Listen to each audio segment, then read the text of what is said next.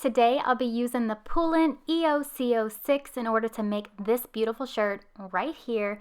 Yes, it's a little oversized, but that's what I had on hand. So let's make this shirt. It is so cute. Now we're going to use the USB that came with our machine, and we're going to drag our file to our USB, and then we're going to eject it from our computer and then plug it into our embroidery machine. Now we're going to turn our machine on and get ready to set up our design. So looking at the screen right here, we're going to hit the USB button, choose our design that we're wanting, and then we're going to hit configuration in order to choose our frame size, which I'm using the biggest one. And the size is 7.9 by 11 inches. The thing is massive. So once this moves right here, it's going to set it up for that frame. So we're just going to wait for that to adjust right there. And then we are ready to hit embroidery. This is where you can make some edits to it, but I didn't have to do anything at all. So I'm going to prep my sweatshirt. I'm going to lay it out. And then I need to find the center point. This will help getting the hoop straight. So I'm just going to fold it in half. And then I'm using this water-soluble pen. And I'm going to mark a straight line across. And then fill in the line that I made in the center right here. I'm going to turn the shirt inside out.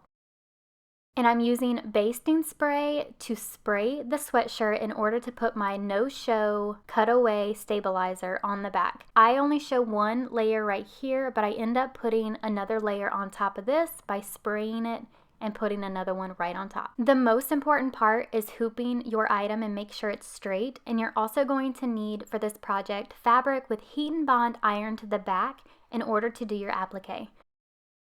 Alright, on the machine right here is where you can lower the speed or make it higher. I like to lower it just a tad bit for these kind of designs. And then we are pressing ready. We are putting our presser foot down and we're pressing the green button. And what it's going to do is it's going to do a tracing stitch for us in order for us to know exactly where to put the fabric down in just a second. So here's our fabric with the heat and bond iron to the back. We took off the paper and now we're going to place that right on top of where that stitching is right there. Once you have the fabric right on top, you're going to put your lever back down and then you're going to press the green button and it's going to do a top stitch on top of this fabric to hold it down. Then you're going to have to take the hoop out and cut as close as you can to the letters without cutting into the stitch line. And then it's going to do a final zigzag all the way around this letter.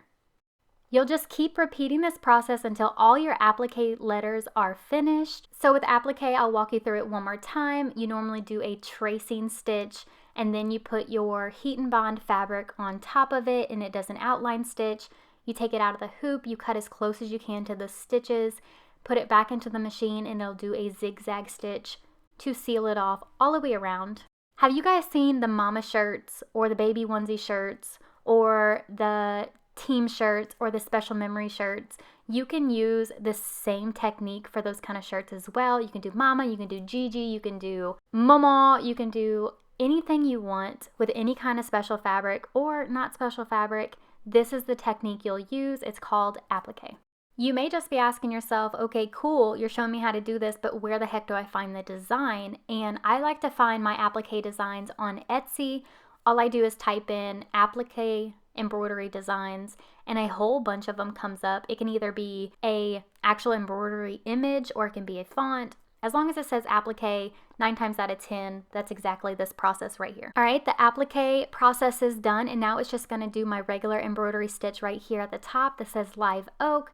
So I'm just going to let it finish its stitching and then we're going to take this beauty out. Here's how you take the hoop off with this machine. You just pull down this button and pull it straight out. It's so simple. And then in the back right here, you lift the lever up just to get some extra room to pull it out. And just look at this design, you guys. Oh my gosh, I love it. I wish this outfit was in my size. I'll wear it anyways because it's oversized and it's fine because it'll be for fall. Our last step is to cut away some of our stabilizer around our design. So that's what I'm doing right here. And then I'm going to turn this baby right side out and I'm going to show you. If you're interested in this machine, everything will be listed in the description box below where you can get it and all the information about it so you can check it out there. I hope you guys liked this video and if you did, please give it a big thumbs up. And if you like my channel, then please subscribe. I'd love to have you. Thank you guys so much for watching and I hope you have a wonderful day.